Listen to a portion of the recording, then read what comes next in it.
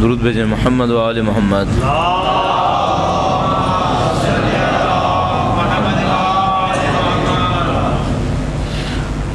اعوذ باللہ من الشیطان الرجیم، بسم اللہ الرحمن الرحیم،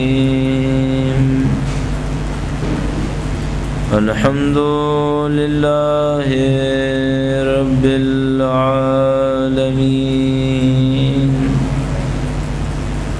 والصلاة والسلام على سید الانبیاء والمرسلین، حبیب الہ العالمین بالقاسم محمد،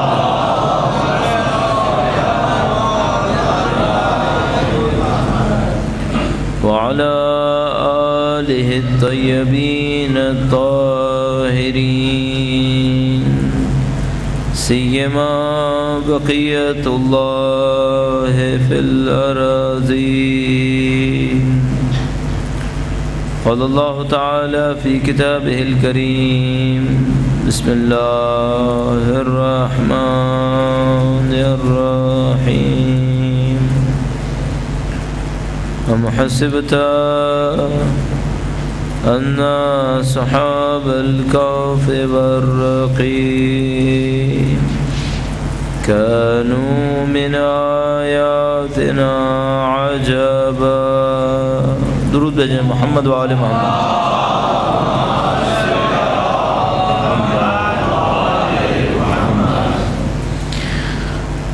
پروردگار عالم نے قرآن کریم کے اندر متعدد جگہ اس کتاب کی خود توصیف فرمائی ہے۔ کہیں پر فرمایا ہے کہ یہ کتاب ذکر کو آسان کر کر بھیجی گئی ہے، کہیں پر فرمایا ہے کہ اس کتاب کے اندر حق کو بیان کیا گیا ہے۔ اسی طرح قرآن کریم میں خود قرآن نے اپنے آپ کو نور بتایا ہے، حکمت بتایا ہے، لیکن جو صفت بہت واضح ہے قرآن کریم کے اندر وہ دو اوصاف ہیں کہ جن کو ہم بہت آسانی سے قرآن کریم کے اندر دیکھ پاتے ہیں۔ پہلی بات تو یہ کہ قرآن کریم حق کے اوپر مبنی کتاب ہے، اس کے اندر کسی قسم کا کوئی باطل نہیں ہے۔ جو کچھ بیان کیا گیا ہے، جو کچھ اس کے اندر موجود ہے، اس میں کسی قسم کا کوئی مبالغہ یا حقیقت سے ہٹ کر کوئی چیز موجود نہیں ہے۔ دوسری بات یہ ہے کہ یہ کتاب آسان کر کے بیان کی گئی ہے، یعنی اتنی آسان ہے کہ اگر کوئی عام فہم انسان اس کتاب کو پڑھے تو وہ بھی اس سے مفہوم کو حاصل کر سکتا ہے، اور اگر کوئی پیچیدہ فلسفی منطقی حکمت رکھنے والا اس کتاب کو پڑھے مطالعہ کرے تو وہ بھی اس کتاب سے اپنے مفاہیم کو حاصل کرے گا۔ لہذا ہم دیکھتے ہیں کہ بہت سادہ زبان میں قرآن کریم نے انتہائی عظیم حقائق کو بیان کر دیا۔ فرمایا وَمَن يَتَوَكَّلْ عَلَى اللَّهِ فَهُوَ حَسْبُهُ، جو اللہ پہ توکل کرے گا تو اللہ اس کے لیے کافی ہے۔ اب یہ جملہ بہت سادہ جملہ ہے، اس کے اندر کوئی پیچیدگی نہیں ہے۔ جو خدا پر توکل کرے گا خدا اس کے لیے کافی ہے، اس کی تمام مصیبتوں کے اندر، اس کی تمام مشکلات کے اندر پروردگار عالم اس کا ساتھ دے گا۔ مشکل ہمارے ساتھ یہ پیش آئی کہ جب ہم نے قرآن کریم کو اتنا سادگی کے ساتھ سمجھنے کی کوشش کی، دیکھا قرآن کریم کے اندر اتنا سادہ مفہوم بیان ہو رہا ہے، تو بعض اوقات ہمیں اس کی سادگی کی وجہ سے شاید یا کسی اور عامل کی وجہ سے اس کے مفاہیم پر یقین کرنے میں دشواری ہو گئی۔ یعنی تصور فرمائیے قرآن کریم نے بہت واضح اعلان کیا کہ جو اللہ پہ توکل کرے گا اللہ اس کے لیے کافی ہے، لیکن نہیں معلوم کیوں ہم خدا پر توکل نہیں کر پائے۔ وہ جو حصے توکل ہمارے اندر آنا چاہیے تھا، خدا متعال کی ذات کے اوپر مکمل انحصار آ جانا چاہیے تھا، صرف خدا کے اوپر ہی بھروسہ آ جانا چاہیے تھا، اس کی جگہ ہم نے دسیوں اور چیزوں پر بھروسہ کرنا شروع کر دیا۔ کم سے کم اتنا ہوا کہ ہم نے اپنی ذات کے اوپر بھروسہ کرنا شروع کر دیا، ہم نے اپنی صلاحیتوں کے اوپر بھروسہ کرنا شروع کر دیا۔ ہم نے سمجھا کہ ہم اپنی صلاحیتوں سے شاید کچھ حاصل کر پائیں گے، اور خدا متعال کی ذات کے اوپر جس حساب سے ہمیں اتکا اور انحصار کرنا چاہیے تھا اس میں کمی حاصل ہوئی۔ یہ ایک مثال ہے قرآن کی سادگی کے باوجود اس کے اوپر یقین حاصل ہونے والے ایک کمی کی۔ اس طرح دسیوں مثالیں دی جا سکتی ہیں، اور جیسے کہ میں نے گزشتہ 2 مباحث کے اندر آپ کی خدمت میں عرض کیا کہ قرآن کریم نے جگہ جگہ بیان کیا ہے کہ شیطان تمہارا کھلا آشکار دشمن ہے۔ یہ جو خدا متعال نے خلقت کے مراحل کو اتنی تفصیل سے بیان کیا ہے، آدم کا خلق ہونا کیسا تھا، اس کے اندر مٹی کا ہونا، روح کا ہونا، پھر اس کے بعد آدم کا سجدہ مسجود ملائکہ واقع ہونا، اور شیطان کا اس سے انکار کر دینا، ان تمام حقیقتوں کو پروردگار عالم نے کیوں بیان کیا ہے؟ بظاہر یہ تمام حقیقتیں ایسے عالم سے تعلق رکھتی ہیں جس سے ہمارا کوئی تعلق نہیں بنتا۔ ہم اس مادی دنیا کے اندر رہ رہے ہیں، اور یقیناً یہ واقعہ مادی دنیا میں پیش نہیں آیا تھا، یہ کسی اور عالم کے اندر پیش آیا تھا، لیکن خالق متعال نے پوری تفصیلات کے ساتھ نہ ایک دفعہ بلکہ مکرر کئی دفعہ اس بات کو بیان کیا کہ کس طریقے سے شیطان نے حضرت آدم کے ساتھ دشمنی انجام دی۔ تو قرآن کریم کے اندر میرے خیال میں اس سے زیادہ کھل کر کیا بیان ہو کہ فرماتا ہے اِنَّهُ لَكُمْ عَدُوٌّ مُّبِينٌ، یہ شیطان تمہارا کھلا آشکار دشمن ہے۔ اب اس کے مقابلے میں جو ہمارا رویہ رہا وہ کسی اور قسم کا رہا۔ ہم نے شیطان کے بارے میں کس طرح سے سوچا اس کے اوپر چند منٹس آپ کے لوں گا۔ درود بھیجیں محمد و آل محمد۔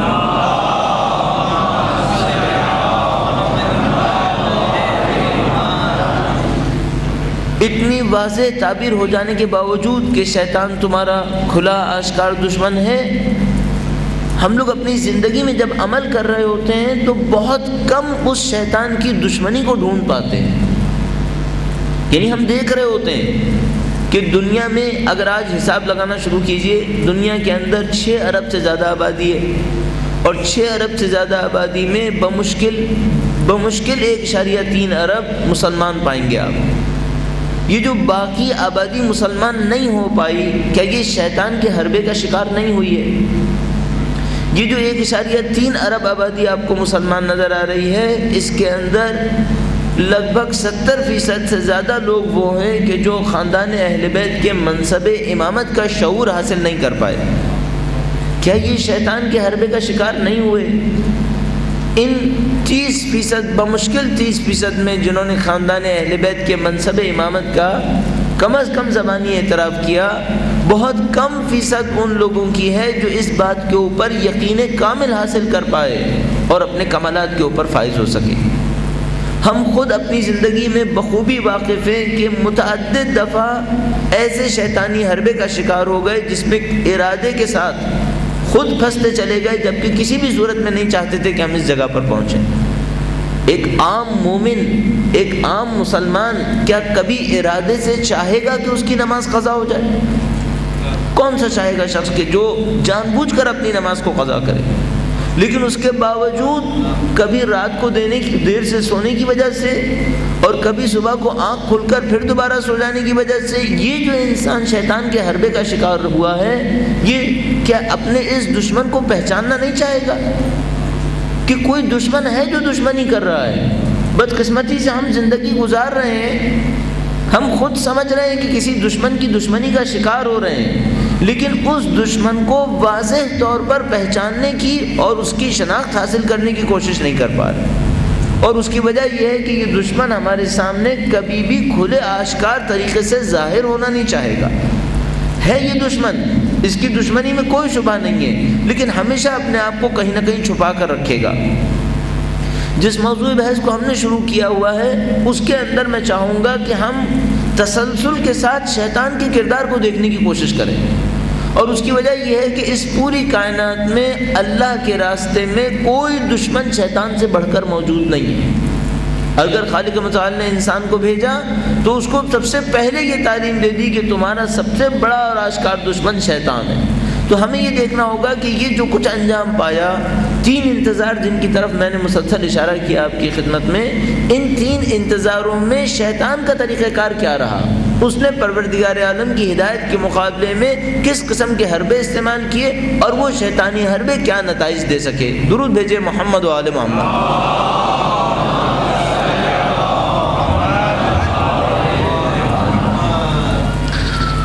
ہم یہ جانتے ہیں کہ شیطان نے شروع سے انسان کو ورغلانے کا کام لیا، اور قرآن کریم بیان فرماتا ہے کہ شیطان تمہارے ارادے پہ مسلط نہیں ہو سکتا۔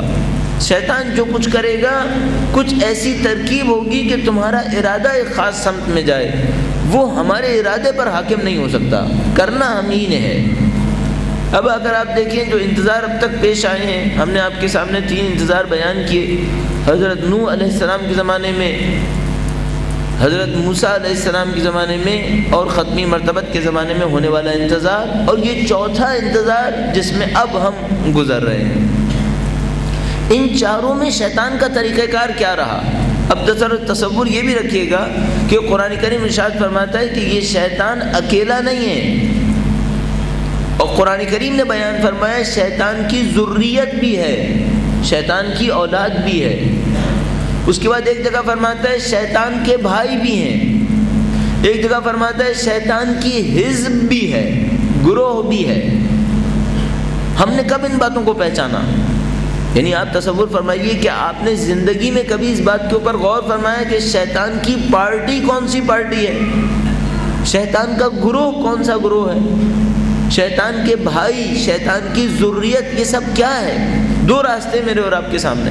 ایک راستہ تو یہ کہ میں اور آپ یہ کہیں یہ قرآن کریم کے الفاظ ہیں جن کے پیچھے کوئی حقیقت، سمجھنے والی حقیقت نہیں ہے، تو قرآن اللہ کی کتاب ہے، یہ حق کی بات کہتی ہے۔ قرآن کریم کے اندر کوئی مبالغہ آرائی نہیں ہے، قرآن کریم کے اندر حق سے نکل کر کوئی چیز نہیں ہے۔ اگر یہ قرآن حق کی کتاب ہے اور یقیناً ہے، تو پھر ہمیں اور آپ کو یقیناً دیکھنا پڑے گا کہ وہ شیطان کے گروہ کون سے ہیں جن کا کام انسانوں کو ورغلانا ہے۔ تو خود ارشاد فرماتا ہے کہ یہ جنوں میں بھی ہیں اور انس میں بھی ہیں، انسانوں کے اندر بھی ہیں۔ تو ممکن ہے جو جنوں کے اندر ہیں ان تک تو میں اور آپ دسترسی نہ رکھ پائیں، لیکن کم از کم جو انسانوں کے اندر شیطان کے گروہ ہیں اور شیطان کے آلہ کار ہیں، ان کو پہچاننے کی کوشش کرنا بہت ضروری ہے۔ اور ہم نے جب اپنے اس کام کو انجام دینے کی کوشش کی تو اندازہ لگا کہ ظہور اور انتظار کے جو مراحل ہیں ان کے اندر اس بحث میں بہت مدد ملتی ہے۔ یعنی اگر آپ یہ پہچان لیجئے کہ گزشتہ زمانے کے انتظار میں شیطان اور اس کے گروہ کون سے تھے اور قرآن کریم نے کھول کھول کے بیان کیا، تو آپ کو آج کے زمانے میں شیطان اور اس کے گروہ کو پہچاننے میں بہت آسانی ہوگی، اور اسی تجربے سے ہم گزرنا چاہیں گے۔ درود بھیجیں محمد و آل محمد۔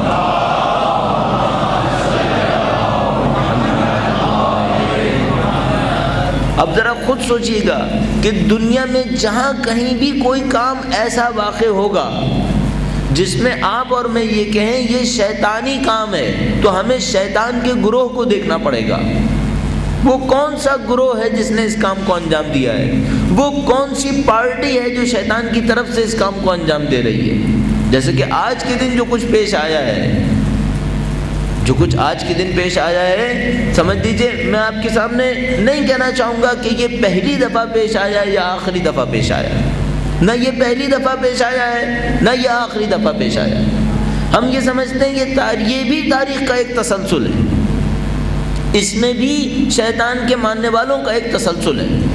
وہ یہ کہ خاندان اہل بیت اطہار علیہ السلام کے مقامات مقدسہ کی ہمیشہ ان لوگوں نے توہین کرنے کی کوشش کی ہے، ہمیشہ اہانت کرنے کی کوشش کی ہے۔ کیا یہ وہ بنی امیہ نہیں تھے جنہوں نے سب سے پہلے تو کوشش یہ کی کہ قبر امام حسین کسی طریقے سے پامال ہو جائے، کسی طریقے سے قبر امام حسین کا نشان باقی نہ رہے؟ خالق متعال نے اتنے معجزات دکھائے قبر امام حسین کے کہ اس کو مٹانے کا خواب ان کے ذہن سے ختم ہو جائے۔ پروردگار عالم نے انبیاء کرام کے ذریعے سے اس قبر کی نشاندہی فرمائی، ائمہ کرام علیہ السلام نے اپنی زندگیوں کے اندر اس قبر کی نشاندہی فرمائی۔ لہذا انبیاء کے واقعات کے اندر مسلسل لکھا ہے کہ جو بھی زمین کربلا سے گزرا کرتا تھا اس کربلا کے واقعے کی طرف توجہ دیا کرتا تھا۔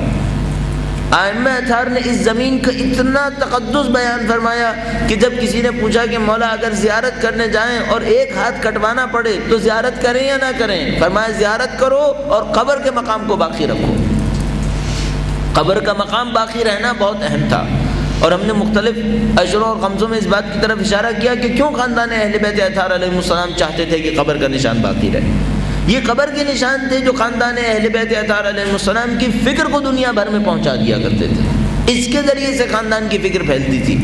لہذا جہاں کہیں ان کے قبور موجود تھے ہمیشہ دشمن کوشش کیا کرتے تھے ان نشانات کا کسی طریقے سے خاتمہ ہو جائے۔ بس جو کچھ آج کے دن ہوا، اور آج کے دن جو کچھ ہوا اس کے اندر ایک عجیب پہلو یہ ہے کہ میرے اور آپ کے امام کے والد گرامی کی قبر مقدس کو نشانہ بنایا گیا، میرے اور آپ کے امام کی والدہ گرامیہ کی قبر کو نشانہ بنایا گیا، ان کے جد امجد کی قبر کو نشانہ بنایا گیا۔ یعنی میں یہ سمجھتا ہوں کہ آج کے دن کاموں میں سے ایک کام ہونا چاہیے کہ میں اور آپ اپنے امام کے حضور پہنچتے اور ان کے والد گرامی کی قبر کے ساتھ جو بے احترامی کی گئی ہے اس پر ان کو تسلیت عرض کرتے۔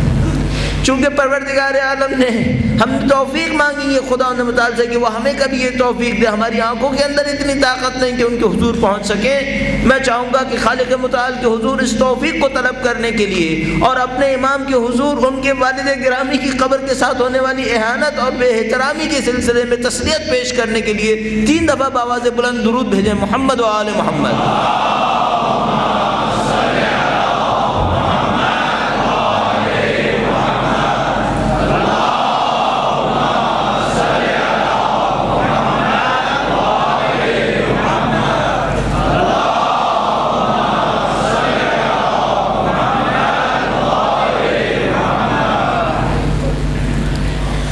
ہم جانتے ہیں کہ دشمنوں کی سازش ہمیشہ یہی رہی ہے، انہوں نے ہمیشہ یہ چاہا ہے کہ خاندان اہل بیت اطہار علیہ السلام کی نشانیاں اس دنیا سے کسی طریقے سے ختم ہو جائیں تاکہ بعد میں ان کی فکر کا نام لینے والا کوئی باقی نہ رہے۔ لیکن جو کچھ آج کے دن پیش آیا ہے اس کے اندر دسیوں شیطانی عوامل کار فرما ہیں۔ میں چاہوں گا کہ آج کے دن کے اس واقعے کے اوپر کچھ سیاسی جملات بھی آپ کی خدمت میں عرض کروں۔ کل میں نے آپ کی خدمت میں اور پہلے بھی کبھی عرض کیا ہوگا، اگر آپ اور میں دشمن سے یہ کہیں کہ ہم تم سے مقابلہ نہیں کرنا چاہتے تو دشمن یہ نہیں کہے گا کہ میں بھی تم سے مقابلہ نہیں کرنا چاہتا، دشمن مقابلہ کرنا چاہے گا۔ یہ ظالم ہے، اس کی فطرت اور اس کی طینت کے اندر ظلم لکھا ہوا ہے۔ کل جب انہوں نے امیر المومنین کے روضہ مقدس کے اوپر بمباری کی، کل وہ وقت آیا تھا جب امیر المومنین کے روضہ مقدس کے اوپر فائرنگ کر رہے تھے تو ہم سے بہانہ یہ دے رہے تھے کہ چونکہ وہاں سے فائرنگ ہو رہی تھی اس لیے ہم نے فائرنگ کی ہے، چونکہ وہاں سے فائرنگ ہو رہی تھی اس لیے ہم نے گولے برسائے ہیں۔ آج ہم پوچھیں گے آج کون سی فائرنگ ہو رہی تھی؟ کاظمین سے، سامرہ کے مقبرے سے۔ کوئی سامرہ کے مقبروں سے کوئی تحدید نہیں تھی، کوئی خطرہ کسی کو لاحق حاصل نہیں ہوا تھا، کوئی جنگ وہاں پر نہیں ہو رہی تھی۔ اب مجھے بتائیے کیا بے طرفی ہونا، اپنے آپ کو بے طرف کہنا کوئی مفہوم رکھے گا؟ صرف اس خاطر انہوں نے حملہ کیا کہ دنیا بھر کے اندر مسلمانوں کو کسی نہ کسی طریقے سے ایک دوسرے کے ساتھ لڑائی اور مارکے کے اندر داخل کریں۔ انہوں نے دیکھا کہ نبی اکرم کے نام گرامی کی جب انہوں نے توہین کی تو پوری دنیا کے مسلمان متحد ہو گئے، پوری دنیا کے مسلمانوں نے کفر اور استکبار کے خلاف ان کے خلاف نعرے لگائے اور انہوں نے اپنے تقدس کا اظہار کیا جو وہ رسول گرامی کی ذات کے لیے اپنے دل میں احساس کرتے تھے۔ جب انہوں نے یہ دیکھا تو مسلمانوں کو تشدد کی طرف لے جانے کی کوشش کی، مسلسل مسلمانوں کی جذبات کو ابھارا تاکہ مسلمان کا کچھ ایسی تصویر دنیا کے سامنے آئے جس میں مسلمان بے عقل نظر آئے، جس میں مسلمان غیر منطقی نظر آئے۔ تو انہوں نے جذبات کو ابھارنے کے لیے کبھی بصرہ کی ویڈیو فلم دکھا دی اور کبھی ابو غریب کے زندانوں کی فلمیں ریلیز کر دی۔ انہوں نے چاہا مسلمان یہ فلموں کو دیکھیں، اس کے جذبات اتنے بہک جائیں، اتنے لرز جائیں کہ یہ خود بخود تشدد کی طرف چلا جائے، اور وہ جو مسلمان کا ایک احترام دنیا کے اندر محفوظ ہونا چاہتا تھا وہ احترام کسی طریقے سے پامال ہو جائے۔ اب یہ اس سازش کے اندر انہوں نے مسلمانوں کو ملوث کیا ہوا تھا کہ ایک دوسری سازش یہ کرنے کی کوشش کی۔ کیا ہمیں سمجھ میں نہیں آ رہا کہ عراق کے اندر شیعہ حکومت بننے والی تھی؟ ہم دیکھ رہے تھے کہ انتخابات کے اندر شیعہ اکثریت حاصل ہوئی تھی، شیعہ حکومت تشکیل پا چکی تھی، برسوں کے بعد، کئی 10 سال کے بعد پہلی دفعہ، بلکہ تاریخ میں بہت کم ایسا ہوا کہ عراق کے اندر شیعہ حکومت تشکیل پائی ہو۔ یہ برسوں کے بعد پہلی دفعہ ہوا کہ ایک شیعہ حکومت یہاں پر بننے والی تھی۔ انہوں نے اس بات کا انتقام لیا ہے کہ کیوں شیعہ عراق کے اندر طاقت حاصل کر سکے۔ آپ کو یاد ہے کہ پرسوں امریکہ کے سفیر نے اپنے بیان کے اندر کہا تھا کہ ہم پسند نہیں کریں گے کہ عراقی وزارتیں کسی فرقہ وارانہ گروہ کے ہاتھ میں جائیں، اور پوری دنیا جانتی ہے کہ جب اس نے کہا تھا فرقہ وارانہ گروہ کے ہاتھ میں جائیں تو اس کا مقصد صرف شیعہ تھے، یعنی وہ واضح طور پر اعلان کر رہا تھا کہ ہم عراق کی حکومت پر اہم وزارتوں میں شیعوں کو نہیں دیکھنا چاہیں گے۔ آج انہوں نے اس بات کا بدلہ لینے کی کوشش کی ہے۔ انہوں نے چاہا ہے کہ شیعہ اٹھے سنیوں کی مسجدوں پہ حملہ کریں، پھر سنی اٹھے شیعوں کے ساتھ دست و گیر ہو جائیں، اور اس کے بعد پورے عراق کے اندر شیعہ و سنی فسادات کی ایسی آگ بھڑک جائے کہ اس کے بعد اس حکومت کو ختم کر دیا جائے جو عراق کی موجودہ حکومت بننے والی تھی۔ یہ چاہتے ہیں شیعت کو اس طریقے سے شکست دے۔ مجھے نہیں معلوم، سننے میں آیا کہ شاید عراق کے اندر بعض لوگوں نے بعض سنی مساجد کے اوپر حملہ کیا۔ مجھے یقین ہے قطعاً کوئی شیعہ اس قسم کی حرکت انجام نہیں دے سکتا۔ مراجع کا فتویٰ ہمارے پاس موجود ہے کہ فرمایا تھا پرامن مظاہروں کو انجام دینا ضروری ہے۔ تو میں آپ سے ابھی عرض کروں گا، پرامن مظاہروں کو بھرپور طاقت کے ساتھ انجام دیجیے، پوری دنیا کے سامنے اپنی اس آواز کو پہنچائیے کہ ان روزوں سے ہمارے دل وابستہ ہیں، ان سے ہمارے جذبات وابستہ ہیں۔ اور میں نے عرض کیا یہ ہمارے امام کے والد گرامی کا روزہ ہے۔ مجھے اپنے امام کے حضور زیارت کرتے ہوئے آج شرمندگی ہو رہی ہے کہ میں مولا کے حضور کیا کہوں کہ میں آپ کے والد گرامی کے روزے کا حفاظت نہ کر سکا، کس منہ سے زیارت کروں؟ میں آپ کو دعوت دوں گا کہ آج کی رات سامرہ میں موجود 2 اماموں کی زیارت ضرور کیجئے گھروں میں جا کر، اور اپنے امام کے حضور عرض کیجئے کہ مولا جس طرح سے ہم کہتے تھے سلم لمن سالمکم و حرب لمن حاربکم، اس وقت بھی یہی کہیں گے، جس نے یہ منحوس کام کیا ہے، جس نے یہ حیوانی کام کیا ہے، ہماری اس سے دشمنی ہے، اور مولا جو آپ کے چاہنے والے ہیں ان کے ساتھ ہماری دوستی ہے۔ میں کہوں گا زیارت کیجئے تاکہ اپنے امام کے حضور ایک بار پھر اظہار وفاداری کیجئے، اور سب سے زیادہ تسلیت اپنے امام کے حضور پیش کیجئے، امام زمانہ کے حضور، جن کے اوپر سب سے زیادہ مصیبت اس واقعے کی گزر رہی ہوگی۔ یہ دشمنوں کا حربہ ہے، اور ایک بات ہمیشہ ذہن میں رکھیے گا، یہ آخری دفعہ نہیں ہوا ہوگا، یہ کفر کی بات ہے، یہ استکبار کا معاملہ ہے۔ کفر اور استکبار کبھی آپ کو اور مجھے چھوڑے گا نہیں، صرف ایک صورت پہ کفر اور استکبار ہمیں اور آپ کو بخش دے گا، وہ یہ کہ میں اور آپ اپنے دین سے دستبردار ہو جائیں۔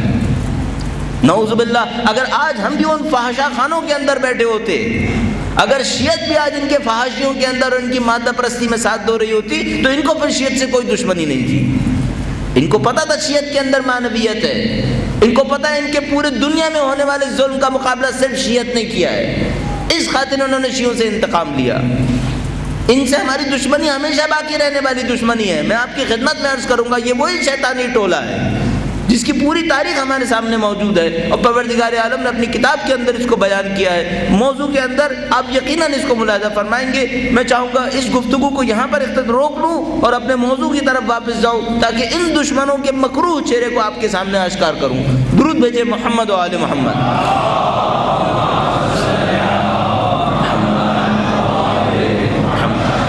اس سے پہلے ایک بات بس آپ کی خدمت میں عرض کرتا چلوں، وہ یہ کہ عزیزان محترم، بدقسمتی سے ہم نے احساس کیا کہ جب پچھلی دفعہ امیر المومنین کے روضہ گرامی کے اوپر بمباری ہوئی تو ہم نے وہ لوگوں کا رش نہیں دیکھا جو ہم تصور کر رہے تھے، ہم نے لوگوں کی وہ جذبات نہیں دیکھے جو ہمیں انتظار تھا کہ ہونا چاہیے۔ اب اس دفعہ یہ غلطی ہرگز نہ فرمائیے۔ جہاں کہیں آپ کو بلایا جائے کسی مظاہرے میں شرکت کرنے کے لیے، جہاں کہیں اظہار کے لیے کہا جائے، اپنی طاقت کا اظہار کیجیے۔ بے طرفی میرے اور آپ کے ذاتی معاملات میں اچھی ہے، بے طرفی میرے اور آپ کے ذاتی معاملات میں قبول کی جا سکتی ہے کہ اگر میری زمین کے اوپر کسی نے قبضہ کیا ہو تو میں بے طرفی کا اعلان کر دوں اور میں کہوں میں بخشنے کو تیار ہوں، لیکن کوئی خاندان اہل بیت کے روضہ مقدس پر احانت کرے اور میں اور آپ کہیں میں اور آپ صبر کر کے گھروں میں بیٹھیں گے، یہ گھروں میں بیٹھنا جرم ہے، یہ دشمن کو مزید طاقت دینے کے برابر ہے۔ اپنی آواز کو اٹھائیے، آپ اپنے جذبات کا اظہار کیجئے، دشمن کے سامنے اتنی طاقت سے آئیے کہ آئندہ دشمن کبھی اس کام کا جرأت نہ کر سکے۔ لبیک یا مہدی، لبیک یا مہدی، بہت سے بلند درود بھیجیں محمد و آل محمد۔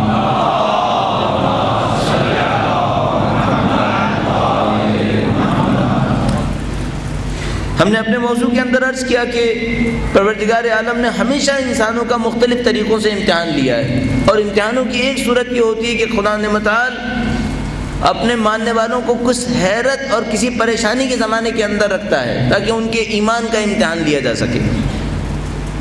اس سے زیادہ حیرت اور پریشانی کا دور کیا ہوگا جس سے ہم اور آپ گزر رہے ہیں؟ یعنی آج ایک روایت دیکھیے کہ فرماتے ہیں کہ یاتی علیکم الزمان، ایک زمانہ تمہارے اوپر ایسا آئے گا جب مومن کی جان کی قیمت ایک بھیڑ سے کم رہ جائے گی۔ آخر الزماں کے لیے روایت موجود ہے، فرماتے ہیں ایک زمانہ آئے گا جب مومن کی جان کی قیمت ایک بھیڑ سے کم رہ جائے گی، اور اس کے بعد تشریح کی ہے کہ جب قصائی کسی بھیڑ کے اوپر چھری چلاتا ہے تو وہ یہ نہیں سوچتا کہ یہ بھیڑ کتنے ہاتھ پاؤں ہلائے گی۔ اس طرح سے مومن کو شہید کیا جائے گا، اس طرح سے مومنوں کا خاتمہ کرنے کی کوشش کی جائے گی۔ لہذا میں کبھی نہیں کہوں گا کہ اس جیسے واقعے کے اوپر ہمتوں کو توڑنے کی کوشش کیجیے، یہ غم کا واقعہ ہے، یہ ہمارے اعتراض کے لیے بہت کافی ہے، لیکن میں بار بار عرض کروں گا اپنی ہمتوں کو مضبوط رکھیے، نہیں معلوم اس سے بھی زیادہ پیش آئے گا۔ اگر یہ زمانہ آخر الزماں ہے اور یہ وہ زمانہ ہے جس کے بارے میں روایات موجود ہیں، تو پھر اس سے بھی زیادہ سخت پیش آ سکتا ہے، اس سے زیادہ قتل عام ہو سکتے ہیں۔ ہمارے پاس روایات موجود ہیں کہ ایک ایک دن میں 70,000 خاندان کے ماننے والے مریں گے، 70,000 اہل بیت کے ماننے والوں کو ایک دن میں کوفہ کے اندر شہید کر دیا جائے گا۔ کہا شام کے اندر وہ کیفیت ہو جائے گی کہ کتنے ہی مار لو کوئی پوچھنے والا نہیں ہوگا۔ اگر یہ زمانہ آخر الزماں ہے، آپ اور میں اپنی طاقتوں کو جمع کریں، لیکن بدتر بھی پیش آ سکتا ہے۔ آپ کے اندر اور میرے اندر کتنی جرأت ہوگی، یہ صبر کا امتحان ہوگا، اور یہ صبر کا امتحان یقیناً کٹھن ہوگا۔ اگر کوئی یہ سمجھتا ہے کہ یہ آخر الزماں ہوگا اور صبر کا ہلکا امتحان ہوگا، تو ہرگز کوئی ہلکا امتحان نہیں ہوگا۔ ہمارے پاس روایت موجود ہے کہ ختمی مرتبہ محمد مصطفیٰ صلی اللہ علیہ وآلہ وسلم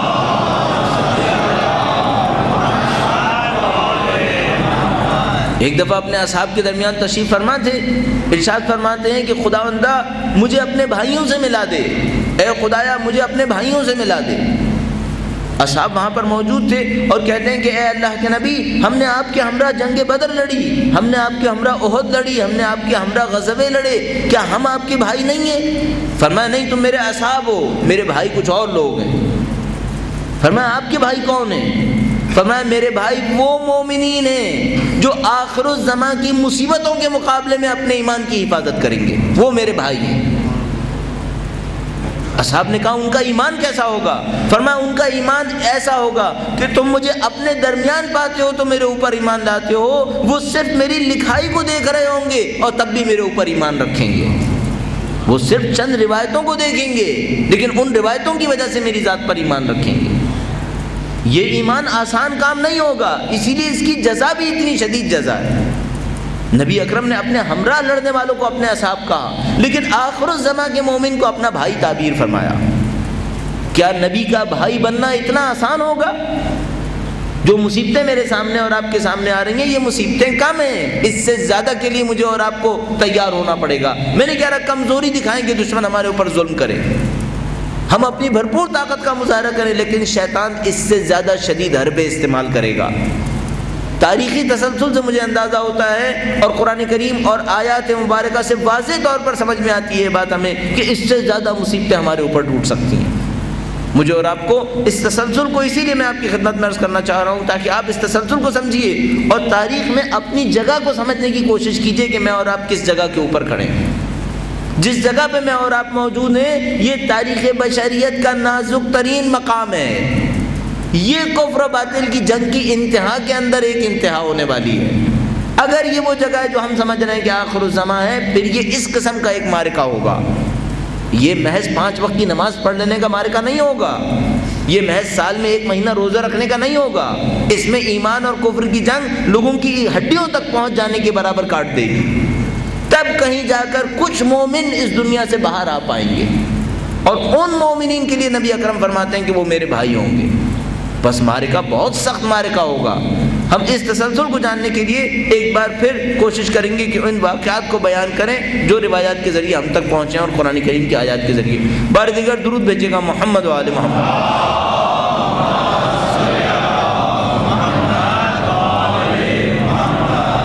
حضرت نوح کے زمانے میں قوم کو انتظار کرنے کا حکم دیا گیا۔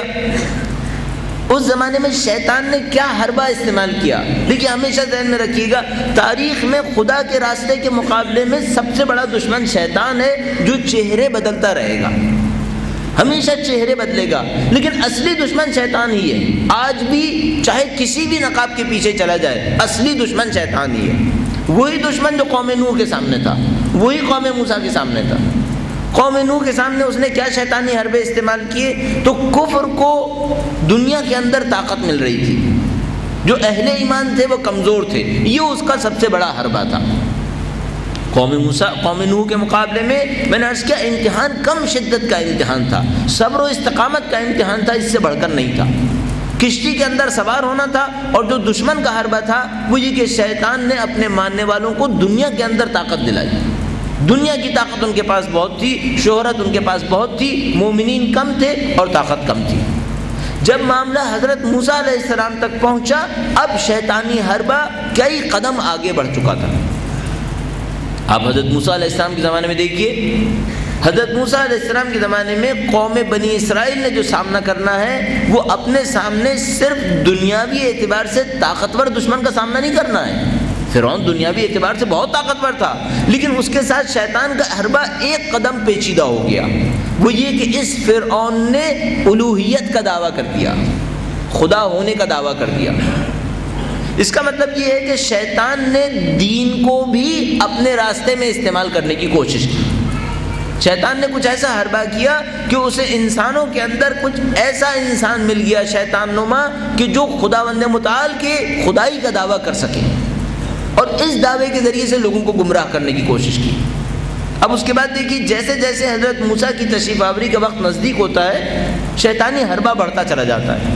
ایک طرف سے فرعون سے دعوی الہیت کروا دیتا ہے کہ وہ کہتا ہے کہ میں خدا ہوں، انا ربکم الاعلی، نعوذ باللہ۔ دوسری طرف سے یہ شیطان کاہنوں کے ذریعے سے حضرت موسیٰ کی تشریف آوری کی اطلاع دلوا دیتا ہے۔ یقیناً خدا نہیں چاہے گا کہ اس کے نبی کی جان خطرے میں پڑے، یقیناً یہ کوئی شیطانی عمل تھا جس کے ذریعے سے کاہنوں نے حضرت موسیٰ کی تشریف آوری کے بارے میں معلومات حاصل کی، اور وہ معلومات فرعون کو پہنچا دی گئی۔ فرعون نے بنی اسرائیل کا قتل عام شروع کر دیا۔ بس شیطانی حربہ حضرت نوح کی قوم کے مقابلے میں اس دفعہ کئی گنا زیادہ پیچیدہ ہو گیا۔ خدائی کا دعویٰ بھی ہے، نبی کی آمد کی اطلاع بھی پہلے سے ہو چکی ہے، ہزاروں افراد بنی اسرائیل کے اندر قتل کر دیے گئے حضرت موسیٰ کی تشریف آوری کو روکنے کے لیے۔ یہ شیطانی حربے کا ایک رخ تھا۔ دوسرا رخ یہ تھا کہ قوم بنی اسرائیل کو کچھ ایسا بنا دیا کہ وہ اپنے نبی کی اطاعت نہ کریں۔ جب نبی تشریف لائے، حضرت موسیٰ تشریف لائے، تو قوم بنی اسرائیل نے ان پر اعتراض کرنا شروع کر دیے، اطاعت سے گریز کرنا شروع کر دیا۔ جگہ جگہ قوم بنی اسرائیل نے حضرت موسیٰ کی اطاعت کے مقابلے میں مخالفت دکھائی۔ جب مخالفت بہت بڑی، شیطانی حربہ بہت آگے بڑھ گیا، پروردگار عالم نے بنی اسرائیل کو ایک سزا دی، اور وہ سزا یہ تھی کہ 40 سال کے لیے صحرا کے اندر گھومتے رہے۔ بس خدا نے شیطانی حربے کا مقابلہ کرنے کے لیے قوم کو سزا دی۔ قرآن کریم ارشاد فرماتا ہے ہم کسی قوم کو سزا دیتے ہیں تو وہ بھی اس لیے ہوتی ہے کہ شاید شیطان کے حربے سے باہر نکلنے کی کوشش کریں۔ بنی اسرائیل کچھ دیر کے لیے سنبھلے، اللہ نے پھر ان کو نصرت دی، ان کو داؤد و سلیمان، حضرت داؤد و حضرت سلیمان جیسی حکومتیں مل گئیں، عظیم الشان حکومتیں، یہاں تک کہ پھر بنی اسرائیل کے اندر انحراف آ گیا، انحراف آیا، اور قرآن کریم ارشاد فرماتا ہے کہ اس بری طرح شیطان کے دام میں پھنس گئے کہ انہوں نے مسلسل انبیاء کو قتل کرنا شروع کر دیا۔ اب وہ قوم بنی اسرائیل، غور سے سماعت فرمائیے گا، وہ قوم بنی اسرائیل جس کو خدا نے فضیلتیں دی تھیں، شیطان کے حربے میں پھنس کر اس جگہ پہنچ گئے کہ انبیاء کو قتل کرنے لگے۔ لہذا روایات موجود ہیں کہ ایک دن میں 70 انبیاء تک قوم بنی اسرائیل نے شہید کر دیے۔ جب اس مقام پر پہنچے، خداوند متعال نے اس قوم سے ساری سعادتوں کو چھین لیا۔ جو من و سلوہ اتر رہا تھا وہ بہت پہلے چھن چکا تھا، جتنی فضیلتیں دیں چھین لی۔ پروردگار نے فرمایا ابد الآباد کے لیے یہ قوم ذلت اور مسکنت کا شکار رہے گی۔ میں سمجھتا ہوں شیطان کو پہلی بڑی قوم بنی اسرائیل کی صورت میں ملی ہے۔ قوم بنی اسرائیل کو پروردگار عالم نے اگر اتنا برا قرار دیا، کہا یہ ابد تک ذلت اور مسکنت کا شکار رہیں گے، اس کا مطلب ہے یہ ابد تک شیطان کا آلہ کار بنے رہیں گے۔ خدا متعال نے کیوں قرآن کریم کے اندر یہود کی اتنی مذمت کی ہے؟ فرمایا کہ یہ اہل ایمان کے لیے شدید ترین بغض رکھنے والے یہود ہوں گے۔ آپ مجھے بتائیے، اگر قرآن حق کی کتاب ہے اور یقیناً حق کی کتاب ہے تو کیا اس بیان کی کوئی اور تشریح کی جا سکتی ہے؟ اگر قرآن کریم نے فرمایا مومنوں کے لیے سب سے زیادہ بغض رکھنے والے یہودی ہوں گے، مجھے بتائیے میں اور آپ اس کی کیا تشریح کریں سوائے اس کے کہ قوم یہود در حقیقت شیطان کے سب سے بڑے اعلی کار میں تبدیل ہو گئے، اور پوری تاریخ کے اندر ہم دیکھ پائیں گے مسلسل قوم یہود شیطان کے لیے کام کرتی رہی، یہی قبیلہ بنی اسرائیل۔ اب تعجب کی بات یہ ہے کہ یہ وہ قبیلہ ہے جس کو خدا فرماتا ہے ہم نے فضیلتیں دی تھیں، لیکن ایک بات ہمیشہ ذہن میں رکھیے گا، اللہ کی دی ہوئی فضیلتیں میراث میں تقسیم نہیں ہو سکتی ہیں، اللہ کی دی ہوئی فضیلتیں عمل کے ذریعے سے ثابت رہتی ہیں۔ اگر قوم بنی اسرائیل نے عمل نہیں کیا وہ فضیلتیں ان کے ہاتھ سے نکل گئیں اور یہ شیطان کے اعلی کار میں تبدیل ہو گئے۔ جب حضرت عیسیٰ علیہ السلام کا دور آیا تو یہی قوم بنی اسرائیل موجود ہے جس کے اوپر ذلت لکھ دی گئی ہے، جس کے اوپر مسکنت لکھ دی گئی ہے۔ اس طرف جگہ میں تھوڑی سی پرابلم ہو رہی ہے، مشکل ہو رہی ہے، اور یہاں پہ جگہ کافی موجود ہے، تو برائے مہربانی درود بھیجتے ہوئے تھوڑا سا اس طرف تشریف لائیے، درود بھیجیں محمد و آل محمد۔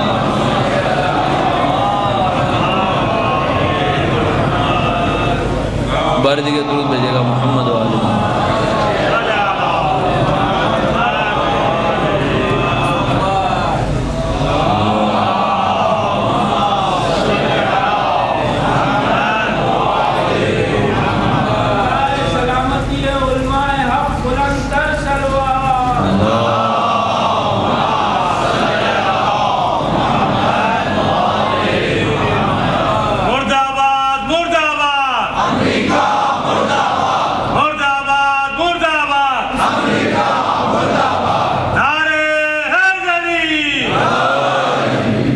قوم یہود وہ قوم تھی کہ جس کو پروردگار عالم نے فضیلتیں دی تھیں بنی اسرائیل کہہ کر، لیکن اس قوم نے اللہ کی نافرمانی کر کے ساری فضیلتوں کا انکار کر دیا، فضیلتیں اس سے چھن گئیں۔ میں نے عرض کیا ہمیشہ کے لیے اللہ کی مخالف قوم کے اندر تبدیل ہو گئے۔ اس کے بعد حضرت عیسیٰ علیہ السلام کا دور شروع ہوا۔ حضرت عیسیٰ علیہ السلام کی تشریف آوری کی اطلاع قوم یہود کو پہلے سے کتابوں کے ذریعے موجود تھی، جانتے تھے کہ ایک تشریف لائیں گے اور ان کی قوم کو ہدایت دیں گے، کیونکہ چونکہ قوم شیطان کے اعلی کار میں تبدیل ہو چکی تھی، اب بہت کم لوگوں نے حضرت عیسیٰ کی تبعیت اختیار کی۔ خاص کر علماء یہود کا کردار قرآن کریم نے انتہائی منفی کردار بیان کیا، کہا یہ کردار بہت غلط کردار ہے۔ اس کی وجہ یہ ہے کہ کتاب اپنے ہاتھ سے لکھتے ہیں، اس کے بدلے پیسہ حاصل کرتے ہیں اور اللہ سے منسوب کر دیتے ہیں۔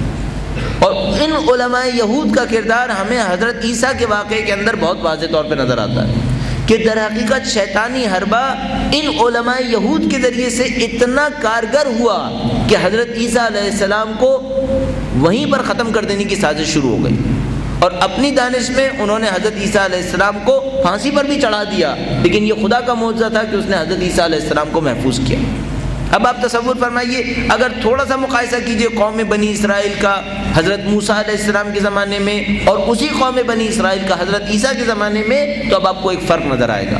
حضرت موسیٰ کے زمانے میں فضیلتوں سے شروع ہوئے تھے اور پستیوں پہ پہنچ گئے، لیکن اب دوبارہ پستیوں سے نہیں نکل پائے، صرف پستی میں مبتلا رہے، اتنی پستی میں مبتلا رہے کہ اپنے دور کے نبی کو پھانسی چڑھانے کی کوشش کر دی، اپنے دور کے نبی کو قتل کرنے کی کوشش کی۔ یہ قتل کرنے کی عادت ان کے اندر پہلے سے موجود تھی، کیونکہ یہ انبیاء کو مسلسل قتل کر رہے تھے۔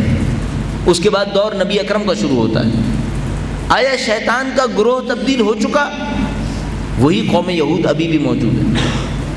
آیا قوم یہود نہیں جانتے کہ نبی اکرم تشریف لانے والے ہیں؟ بخوبی جانتے ہیں قوم یہود کے نبی اکرم تشریف لانے والے ہیں۔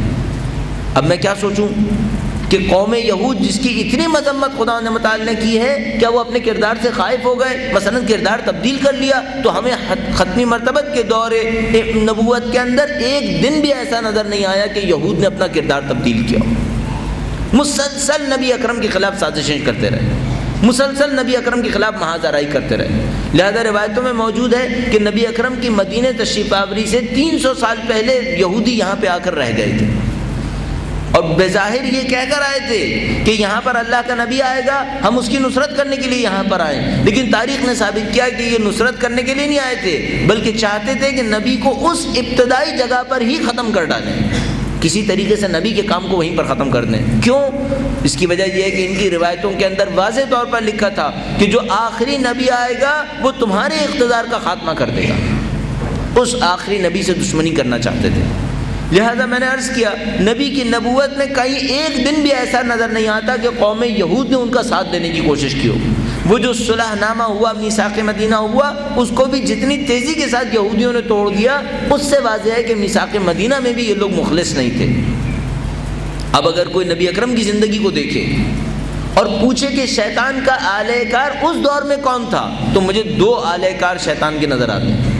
ایک کفار مکہ جس کی سرپرستی خاندان بنی امیہ کر رہا تھا۔ خاندان بنی امیہ عرب کے قبائل میں شیطان کا آلہ کار بننے کے لیے انتہائی مناسب قبیلہ تھا۔ اس کی وجہ یہ کہ اس قبیلے کے اندر کوئی فضیلت موجود نہیں تھی۔ جاہلیت کے زمانے میں بھی قبائل تھے جن کے اندر فضیلتیں تھیں۔ قبیلہ بنی ہاشم کو 10 فضیلتیں حاصل تھیں، 10 پروردگار عالم کی عبودیت کے اندر قبیلہ بنی ہاشم کا نام لیا جاتا تھا، لیکن بنی امیہ ہمیشہ کا بدنام قبیلہ تھا، کوئی فضیلت اس قبیلے کے اندر موجود نہیں تھی۔ اس اعتبار سے یہ قبیلہ شیطان کا آلہ کار بننے کے لیے انتہائی مناسب تھا۔ شدید ترین دشمنیاں دکھائیں انہوں نے نبی اکرم کے مقابلے میں، یہاں تک کہ جنگ احد کے بعد کفار مکہ کی لیڈرشپ بنی امیہ کے ہاتھ میں آ گئی۔ جنگ احد کے بعد ابو سفیان مکے کا لیڈر بن گیا، جو بنی امیہ کا رئیس ہے، بنی امیہ کا لیڈر ہے۔ فتح مکہ تک پہنچتے پہنچتے بنی امیہ ظاہری تمام کوششوں کے اندر ناکام ہو گئے۔ عجیب بات یہ ہے کہ بنی امیہ نے جتنی بھی جنگیں لڑی ہیں نبی اکرم کے خلاف، یہودیوں کے ساتھ مل کر سازشیں کی ہیں۔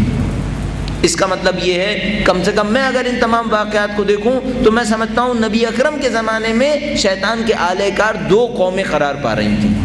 ایک قوم یہود جو پرانے شیطان کے آلہ کار تھے، اور ایک قوم بنی امیہ کہ جو نبی اکرم کے دور میں شیطان کے آلہ کار بنے۔ فتح مکہ تک آتے آتے یہ دونوں قومیں ناکام ہو چکی تھیں، نبی اکرم کو شکست دینے میں ناکام ہو گئے۔ دونوں نے اپنے نقاب کو تبدیل کر دیا۔ بنی امیہ نے اسلام قبول کر لیا اور مسلمان بن گئے، اور قوم یہود نے اپنے چند بڑے علماء کو مسلمان قرار دے کر مسلمانوں کی صفوں میں شامل کر دیا۔ یہ کہ بنی امیہ کہ قوم یہود کے چند علماء مسلمان ہو گئے، کیا یہ کوئی نیا حربہ تھا؟ یہ بھی نیا حربہ نہیں تھا، یہ بھی قوم یہود کا پرانا حربہ ہے۔ جن لوگوں نے عیسائیت کی تاریخ پڑھی ہے وہ جانتے ہیں عیسائیت میں کبھی تثلیث نہیں تھی، 3 خداؤں کا ماننا عیسائیت کے اندر نہیں تھا۔ حضرت عیسیٰ نے کسی ایک دن بھی ظاہر یہ تعلیم نہیں دی تھی کہ 3 خداؤں کو مانو۔ حضرت عیسیٰ کے جانشین حضرت شمعون قرار پائے تھے۔ حضرت شمعون حضرت عیسیٰ کے صحیح جانشین تھے، ان کی تعلیمات کو پیش کرنے والے۔ لیکن اس زمانے میں ایک عجیب حادثہ پیش آیا، عیسائیت کے پاس بھی موجود ہے، ہمارے پاس بھی موجود ہے۔ وہ یہ کہ یہودیوں میں سے ایک یہودی جو عیسائیوں کا انتہائی سخت دشمن شمار کیا جاتا تھا، جس کے بارے میں تاریخ میں لکھا ہے کہ جس شہر سے گزر جاتا تھا وہاں عیسائیت کا خاتمہ کر دیا کرتا تھا، ایسا سخت یہودی عیسائی بن گیا، اور یہ پول نام کر کے آدمی تھا۔ یہ عیسائی بنا، اور عیسائی بننے کے بعد چند عرصے میں، کچھ ہی عرصے میں سازشیں کر کے پورے دین عیسائیت پہ قبضہ کر لیا۔ قبضہ کرنے کے بعد شمعون جو حضرت عیسیٰ کے صحیح جانشین تھے، ان کو جانشینی میں چیلنج کر دیا، کہا کہ تم جانشین نہیں ہو، جانشین میں ہوں۔ اپنے گروہ کے ساتھ حضرت شمعون کا مقابلہ کیا اور ان کو جانشینی کے منصب سے ہٹا کر خود کو عیسائیت کا لیڈر بنا دیا۔ عیسائیت کا لیڈر بنانے کے بعد تمام عیسائیت کی تعلیمات کو پول نے تبدیل کر دیا۔ آج چاہے مسلمان ہو چاہے عیسائی، سب جانتے ہیں کہ عیسائیت حضرت عیسیٰ کی دی ہوئی نہیں ہے، پول کی دی ہوئی عیسائیت ہے۔ اور یہ پول کون تھا؟ یہ وہی یہودی عالم تھا جو بعد میں عیسائی ہو گیا۔ بس یہ حربہ بھی پرانا حربہ تھا جو قوم یہود نے نبی اکرم کے بعد مسلمانوں کے ساتھ اختیار کیا، کہ وہ اسلام کا چہرہ دھار نقاب اختیار کر گئے، مسلمانوں کے درمیان شامل ہو گئے۔ اس زمانے میں علماء مثال کے طور پر کعب الاحبار نام کر کے مشہور عالم تھا، یہودی عالم تھا، خلیفہ ثالث کے دربار میں بیٹھ کر فتوے دیا کرتا تھا۔ میں نے عرض کیا آپ کی خدمت میں کبھی کہ ابو ذر غفاری شدید مقابلہ کیا کرتے تھے اس کعب الاحبار کا۔ ایک موقع پر ان کے سامنے فتویٰ دیتا ہے تو حضرت ابو ذر لاٹھی مارتے ہیں اس کے سینے پر اور کہتے ہیں کہ اے یہودی کی اولاد، تو فتوے دے گا یا ہم نبی اکرم کی تعلیمات کو بتائیں گے؟ اور ہم سمجھتے ہیں، معاف کیجیے گا اس جملے کو سنتے چلے جائیے، ہیئت حاکمہ جو مسلمانوں کی اس وقت کی غاصب حکومت تھی، اس نے ان دونوں شیطان آلہ کار کو پناہ دی ہے۔ اس ہیئت غاصبہ نے یہودیوں کو بھی پناہ دی اور اس ہیئت غاصبہ نے بنی امیہ کو بھی پناہ دی۔ یہودی علماء ان کے ذریعے سے فتوے دے رہے تھے اور بنی امیہ ان کے ذریعے سے شام میں طاقت حاصل کر رہے تھے، لیکن یہ زیادہ عرصے باقی نہیں رہ پائے، اور وہ جو دو گروہ تھے بنی امیہ اور قوم یہود، وہ مسلمانوں کو برباد کرنے کے لیے باقی رہ گئے۔ لہٰذا ہم دیکھتے ہیں کہ سن 40 ہجرہ میں جب امیر المومنین کی شہادت ہوئی تو وہ جو شیطان کا دوسرا اعلی کار یعنی بنی امیہ ہے، وہ اسلام کی حاکمیت کو اپنے ہاتھ میں لے لیتا ہے۔ اب کچھ ایسا ہوا کہ قوم بنی امیہ جو شیطان کا اعلی کار ہے، قوم یہود کے ساتھ جو فی الحال صرف خاموش کردار ادا کر رہی ہے، مل کر پوری مملکت اسلامیہ کو برباد کر دیتے ہیں۔ یہاں تک کہ ایک موقع پر ایسی جگہ پہنچتے ہیں کہ اسلام کے خاتمے کا اعلان ہونے والا ہے کہ سید الشہداء اپنی قربانی کے ذریعے سے اسلام کو محفوظ کر لیتے ہیں۔ شیطان اس موقع پر اپنے اعلیٰ ترین نقطے کے اوپر پہنچ گیا تھا۔ شیطان نے اس موقع پر بنی امیہ اور یہود کے ذریعے سے ایک ایسا مقام حاصل کر لیا تھا کہ ختمی مرتبت کی تعلیمات ختم ہو جاتی ہیں اگر سید الشہداء علیہ الصلوۃ والسلام اس موقع پر شہادت دے کر بنی امیہ کے چہرے سے نقاب نہ اتارتے۔ جب یہ کام ہوا تو ہمیشہ کے لیے ایک تضمین حاصل ہو گئی، اب ایک ضمانت مل گئی، وہ یہ کہ اب اسلام کا مکمل خاتمہ کسی کے بس کی بات نہیں رہی۔ ایک ضمانت حاصل ہوئی، لیکن کیا اس ضمانت کے بعد شیطان کی دو اعلی کار خاموش ہو کر بیٹھ گئے؟ ہرگز نہیں۔ بنی امیہ اپنا کردار ادا کرتے رہے اور علماء یہود اپنا کردار ادا کرتے رہے۔ اب آپ ذرا تصور فرمائیے، ایک عجیب حقیقت آپ کے سامنے آئی گی۔ ہم نے عرض کیا 1400 سال پہلے شیطان کے دو بڑے اعلی کار تھے، قوم یہود اور بنی امیہ۔ اب کیا یہ عجیب نہیں ہے کہ جب امام تشریف لائیں گے تو ان کے سامنے جو دو بڑے لشکر ہوں گے، ایک سفیانی کا لشکر ہوگا، ایک یہودیوں کا لشکر ہوگا۔ اس کا مطلب یہ ہے کہ شیطان کے اعلی کار 1400 سال میں تبدیل نہیں ہوئے، وہی اعلی کار ابھی تک چل رہے ہیں۔ وہی قوم بنی اسرائیل جو حضرت موسیٰ کے زمانے میں نافرمانیاں کرنے کے بعد شیطان کا اعلی کار بنی تھی، ابھی تک وہی قوم بنی اسرائیل چل رہی ہے۔ ورنہ پھر مجھے ایک اور عجیب بات کہنی پڑے گی، مجھے کہ 1400 سال پہلے بنی امیہ اور قوم یہود شیطان کے اعلی کار تھے، 1400 سال بیچ میں مسلمان رہے اور اس کے بعد امام کی تشریف آوری پر پھر دوبارہ شیطان کے اعلی کار بن گئے۔ یہ بات میری سمجھ میں نہیں آتی۔ مجھے یوں لگتا ہے یہ تسلسل ہے۔ قوم بنی امیہ کہیں نہ کہیں کسی نہ کسی صورت میں موجود ہے جو امام کی تشریف آوری پر سفیانی کا لشکر بنا لے گی، اور قوم یہود بھی کہیں نہ کہیں موجود ہے جو امام کی تشریف آوری پر یہودی لشکر بنائے گی۔ اگر اس تجزیے کو آپ قبول فرماتے ہیں تو میں سمجھتا ہوں شیطان کے اس زمانے کے حربے کو پہچاننے کے لیے بہت ضروری ہے، دیکھیے یہودی کہاں جمع ہوئے ہوئے، بہت ضروری ہے دیکھیے سفیانی کہاں جمع ہوئے ہوئے۔ یہ وہ دو جگہیں ہیں جہاں سے امام کے خلاف مقابلہ شروع ہوگا۔ اور عجیب بات یہ ہے کہ جب امام تشریف لائیں گے تو پہلا لشکر جو ان سے سخت مقابلے کے لیے آئے گا وہ سفیانی کا لشکر ہے، یہودی بعد میں کودیں گے۔ آپ واقعات کو ملاحظہ فرما لیجیے۔ اب میں یقین فرمائیے اگر ہم آپ کے سامنے کوئی جذباتی کام کر رہے ہوں تو آپ ہمیں بعد میں اطلاع دیجیے کہ ہم نے آپ کے سامنے جذباتی کام کیا۔ یہ وہ تاریخی حقائق ہیں جو ہم سب کے سامنے موجود ہیں۔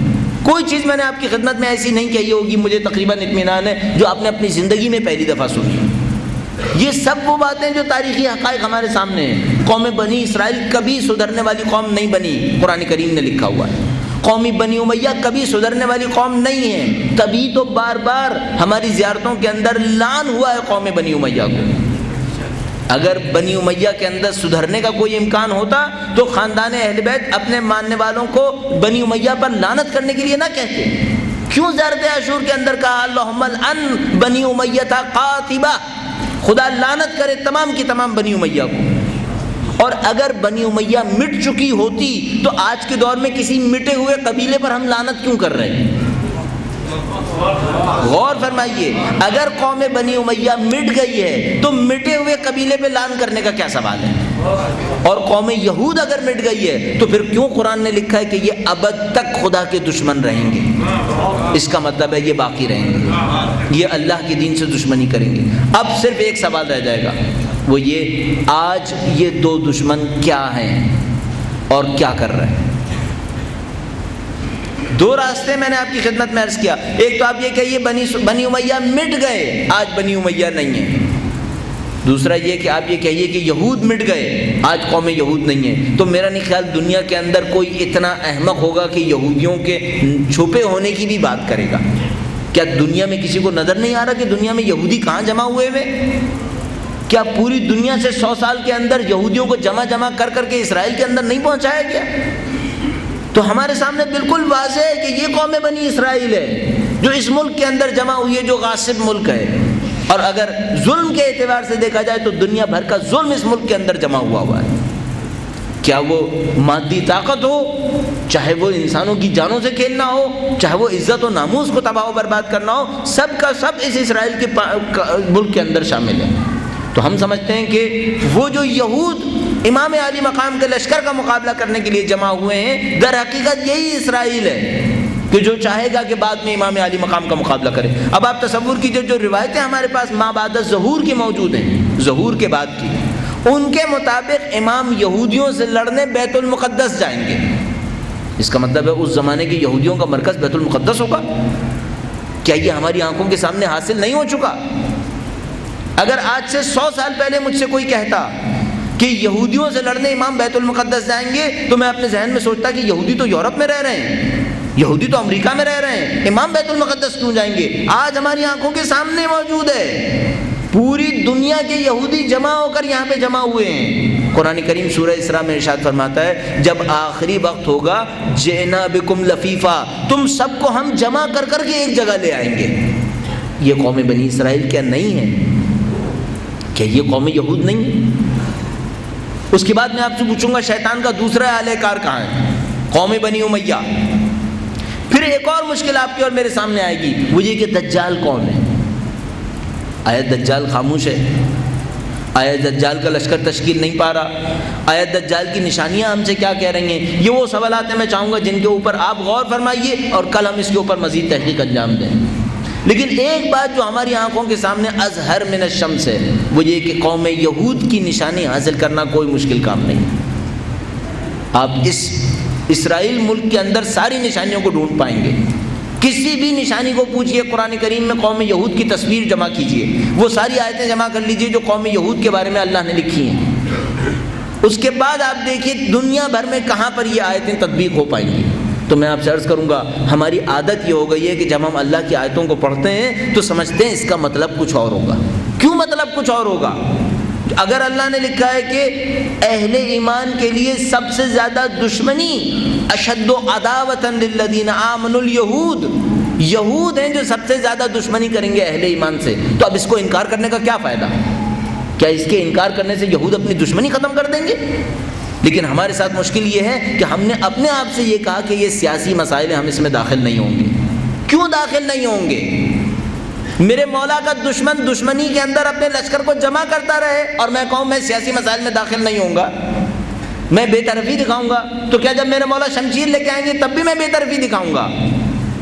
اور اب میں آپ سے عرض کروں گا کہ ایک اور بہت بڑی نشانی آپ دیکھیے.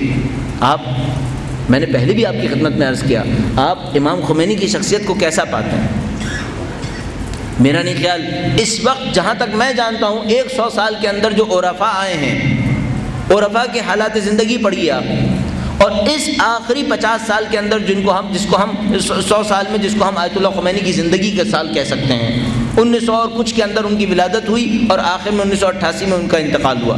اس تمام مدت میں جو عرفاء آئے ہیں ان کی رائے پوچھیے آیت اللہ خمینی کے بارے میں کیا ہے، امام خمینی کے بارے میں ان عرفاء کی رائے کیا ہے. میں آپ سے نہیں کہہ رہا سیاست دانوں کی رائے پوچھیے جو بہت امکان ہے کہ غلط نکل آئے، میں آپ سے کہہ رہا ہوں عرفاء کی رائے پوچھیے.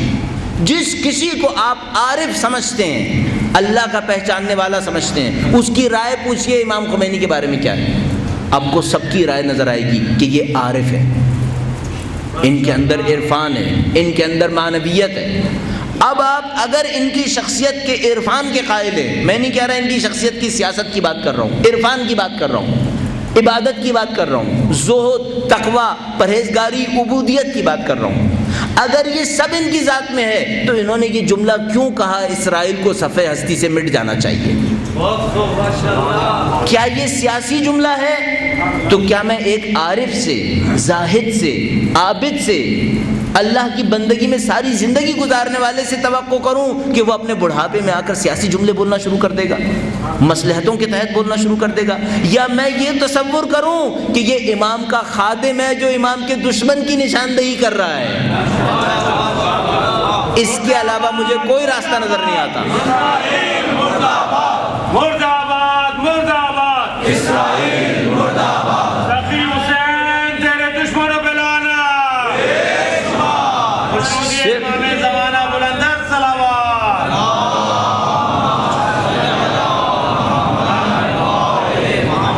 مجھے صرف ایک راستہ نظر آتا ہے کہ میں یہ کہوں کہ یہ عابد ہیں، امام کے خادم ہیں، اور امام کے خادم ہونے کے ناطے ان کا جو امام کے ساتھ رابطہ ہے اس کے تحت دیکھتے ہیں کہ امام کا سب سے بڑا دشمن یہاں موجود ہے۔ آپ کو یقین فرمائیے اس بات کو اگر روایتوں سے سمجھنا چاہتے ہیں تو آپ کے لیے عارف باللہ ہونے کی بھی ضرورت نہیں ہے۔ کسی بھی کتاب میں اٹھا کر روایتیں پڑھنا شروع کر دیجیے، اور جب آپ کسی بھی کتاب کی روایتیں پڑھیں گے تو مسلسل آپ کی آنکھوں کے سامنے آئے گا کہ یہودی کیسے ہیں، امام کے لیے کیا ہے یہودی۔ اس کے بعد میں آپ سے پوچھوں گا اب آپ کو اسرائیل سے دشمنی کرنی ہے یا نہیں کرنی ہے؟ اس خاطر میں تعظیم کرتا ہوں اس احمدی نژاد کی، ماشاءاللہ، اس خاطر تعظیم کرتا ہوں۔ مجھے کوئی سروکار نہیں ہے یہ پریزیڈنٹ ہے یا نہیں ہے، مجھے کوئی سروکار نہیں ہے یہ آدمی کیسا آدمی ہے، لیکن اس خاطر تعظیم کرتا ہوں اس کے اندر اتنی جرت ہے کہ اس نے امام کے دشمن کو نابود کرنے کا نعرہ لگایا ہے۔ اتنی طاقت میرے اور آپ کے اندر ہونا ضروری، اور بخدا میں آپ سے عرض کرتا چلوں جو ظلم آج ٹوٹا ہے امام کے روضے پر، اگر دنیا دیکھ سکتی ہوتی تو اسی قوم یہود کا کیا ہوا ہے، اگر دنیا دیکھ سکتی ہوتی، انہی لعینوں کا کیا ہوا یہ کام ہے۔ ان کو پتہ ہے کیا کرنا ہے کسی قوم کو متفرق کرنے کے لیے۔ یہ شیطان کے 4000 سال پرانے آلہ کار ہیں، ان کو شیطانی حربے پتہ ہیں۔ ہم اور آپ اگر اپنی طاقت سے چاہیں گے، مادی طاقت سے ان کا مقابلہ کریں، ہرگز مقابلہ نہیں کر سکتے۔ ان کے پاس 3000 سال کا شیطانی تجربہ ہے۔ اگر ہم ان کے ساتھ لڑنا چاہتے ہیں، ہمارے اور آپ کے پاس صرف ایک راستہ ہوگا، اپنی معنویت کو بلند کیجیے، اپنی روحانیت کو مضبوط کیجیے۔ اللہ نے میرے اور آپ کے پاس بس ایک راستہ رکھا ہے، نہ ہم دولت سے یہودیوں سے ٹکرا پائیں گے، نہ ہم شمشیروں سے یہودیوں سے ٹکرا پائیں گے۔ جب شمشیر کا وقت آئے گا تو شمشیر بھی ہاتھ میں لیں گے، لیکن اگر اس وقت ٹکرانا ہے مجھے اور آپ کو اپنی معنویت کو مضبوط کرنا پڑے گا، اپنی روحانیت کو مضبوط کرنا پڑے گا۔ اور پھر وہی جملہ عرض کروں گا جو مسلسل عرض کیا کر رہا ہوں، وہ یہ کہ جب تک مادہ پرستی کو دلوں سے نہیں نکال پائے، یہ شیطان کی میراث جس دل میں ہوئی وہ شیطان کے ساتھیوں سے نہیں لڑ پائے گا۔ شیطان کی میراث دل سے نکالنی پڑے گی تاکہ ہم شیطان کے ساتھیوں سے لڑ پائیں۔ اور اگر میرے اور آپ کے دل میں مادہ پرستی کا اتنا سا بھی عنصر رہ گیا، ہم امام کا ساتھ نہیں دے پائیں گے۔ امام کا ساتھ دینے کے لیے اپنے آپ کو پاکیزہ کرنا پڑے گا۔ لہٰذا عزیزان محترم اپنے مقام کو پہچاننے کی کوشش کیجیے۔ میں اور آپ جس دو راہے پر کھڑے ہیں اس وقت، ایک طرف وہ لقب ہے جو ختمی مرتبت نے دیا ہے میرے بھائیوں کا سا لقب، اور ایک طرف وہ جہنم ہے کہ جو اپنے امام کی شناخت نہ رکھنے والے کا ٹھکانہ بنتا ہے۔ اپنے مقام کو پہچاننے کی کوشش کیجیے، اس زمانے کے امتحان کو سمجھنے کی کوشش کیجیے۔ فرمایا مومن کی حیثیت ایسی ہوگی کہ بھیڑ سے زیادہ کوئی حیثیت نہیں ملے گی اسے۔ یہی کیا نظر نہیں آ رہا ہمیں؟ آج عراق کے اندر دن بھر میں کتنے مومن شہید ہوتے ہیں، کوئی حساب نہیں رکھ پا رہا۔ آپ کو معلوم ہے کہ 6 مہینے کے اندر کتنے مومن شہید ہوئے؟ کہاں میں اور آپ حساب رکھ پائے؟ گزشتہ 25-30 سال میں عراق کے اندر کتنے مومن مارے گئے؟ کیا کسی کے پاس ریکارڈ ہے؟ کیا یہ وہ زمانہ نہیں ہے جس کے لیے ہمیں پہلے سے خبر دے دی گئی تھی کہ مومن کی جان ایک بھیڑ سے زیادہ کم قیمت ہو جائے گی؟ اس زمانے کے اندر میرے اور آپ کا آسرا کیا ہے؟ اس زمانے میں جب دشمن ہر طرف سے میرے اور آپ کے سامنے پہنچ گیا ہے، چاہے ہمارے مقامات مقدسہ کی بات ہو، دشمن وہاں پر حاکم ہے، چاہے اپنے ملک کی بات کریں، دشمن کے نمائندے حکومت کر رہے ہیں۔ اگر ایک مرکز کو دیکھتے ہیں تو اس مرکز کے علاوہ کوئی جگہ ہمیں نظر نہیں آتی جہاں دشمن نہ پہنچا ہو۔ امید کیا ہے؟ میں آپ سے عرض کروں گا، امید صرف خاندان اہل بیت سے توسل ہے، صرف خاندان اہل بیت سے دلوں کا جڑ جانا ہے۔ لہذا میں عرض کروں گا آپ نے اپنی زندگی میں اگر کبھی شدت توسل نہ کی ہو، اس وقت توسل کو شدت کے ساتھ انجام دے دیجیے۔ اس وقت توسل کا وقت ہے۔ آج رات جائیے اور اپنے امام کے حضور توسل حاصل کرنے کی کوشش کیجیے۔ اپنے آپ کو مضبوط کرنے کی کوشش کیجئے اہل بیت اطہار علیہ السلام کے سہارے سے۔ اور یہ وہ اللہ کی عروہ وثقیٰ ہے لا انفصام لہا، جس میں کبھی کوئی ٹکڑا نہیں آئے گا۔ یہ اللہ کی وہ عروہ وثقیٰ ہے جس نے اس کو تھام لیا، اس رسی کو، وہ کبھی منحرف نہیں ہو پائے گا، وہ ہمیشہ پروردگار عالم تک پہنچے گا۔ اور میں بار بار عرض کروں گا، اپنے مصائب میں اپنے مولا سے نصرت مانگیے، اپنی مصیبتوں کے اندر اپنے مولا سے نصرت مانگیے، اپنی گریوں کے اندر اپنے مولا کو یاد کیجیے۔ اور باخدا آج جب آپ جائیں گے اور 11ویں امام کی زیارت پڑھنے لگے ہیں تو اپنے دل میں اپنے مولا سے کہیے گا، مولا ہم شرمندہ ہیں، مولا بہت شرمندہ ہے، ہم زندہ رہ گئے، آپ کے جد ابجد کے روضے تک دشمن پہنچ گئے، مولا دل پر سخت گزر رہا ہے، ہم زندہ ہیں، آپ کی والدہ کی قبر کو مسمار کرنے کی کوشش کی گئی۔ باخدا اگر انسان کو زندگی کی قید میں نہ رکھا جاتا تو مرنے کا وقت ہے، اتنی ذلت اٹھانی پڑ رہی ہے، لیکن کوئی راستہ نہیں ہے سوائے اس کے کہ دشمنوں سے مقابلے کے لیے اپنے آپ کو تیار کیا جائے۔ ان مصائب کے ذریعے سے اپنے آپ کو تیار کیجئے۔ اور میرا دل کہتا ہے، اے پاک پروردگار، تو نے میدان کربلا کے اندر ایک حبشی کو نورانی کر دیا تھا پروردگار،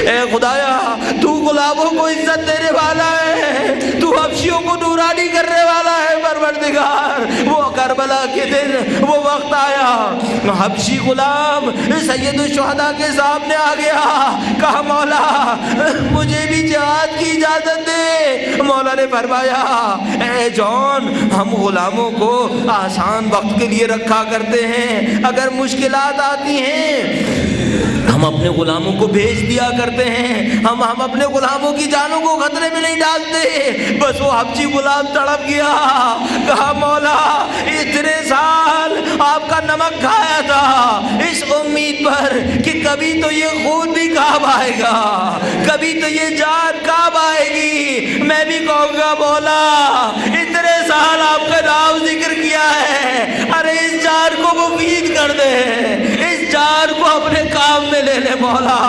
ہماری جانیں آپ کے وجود پر قربان، ہماری جانیں آپ کے اہداف پر قربان ہو مولا۔ بس وہ حبشی غلام کہتا ہے، مولا میں نے اپنی زندگی آپ کے لیے رکھی ہے۔ اس کے بعد ایک نظر ڈالتا ہے اور کہتا ہے، ہاں مولا لیکن میری نسل پس نسل ہے، میرے خون میں بدبو ہے، میرا چہرہ سیاہ ہے، میں بھی اپنے مولا سے کہوں گا مولا میری زندگی میں گناہ ہے لیکن میرے دل میں خلوص ہے مولا، مجھے اپنی طرف اٹھائیے مولا۔ وہ حبشی کہتا ہے، مولا میرا جسم سیاہ ہے، میرے خون میں بدبو ہے، لیکن مولا اگر آپ کی راہ میں جان دے دوں گا سب کچھ ختم ہو جائے گا۔ بس مولا نے اجازت دے دی، حبشی غلام نے جہاد کیا، ایک موقع پر زمین پر گرا، اصحاب نے کہا ہم حبشی کو لے کر آئیں گے، مولا نے کہا رک جاؤ، میں علی اکبر کو لایا، میں ہی حبشی کو لاؤں گا۔ بس پہنچے، زانوں پہ سر رکھا، اس حبشی غلام کی آنکھ کھل گئی، اپنی سعادت دیکھی، اے مولا کیا میں اپنی لڑکھڑاتی زبان سے یہ درخواست کروں میرے مولا، مجھے بھی ایسی شہادت چاہیے میرے مولا، مجھے بھی ایسی شہادت چاہیے مولا، اتنا خلوص دے دو، اتنی نورانیت دے دو میرے مولا۔ بس وہ حبشی دیکھتا ہے، اپنے مقدر میں رشک کرتا ہے، مولا ہاتھ اٹھاتے ہیں، دعا کرتے ہیں، خدایا اس کے جسم میں نورانیت ڈال دے پروردگار، اس کے جسم میں خوشبو ڈال دے، میں بھی اپنے مولا سے دعا کروں گا، مولا مجھ گناہگار کو شہادت دے، آپ کی راہ میں نورانیت آئے، آپ کی راہ میں جان جائے میرے مولا۔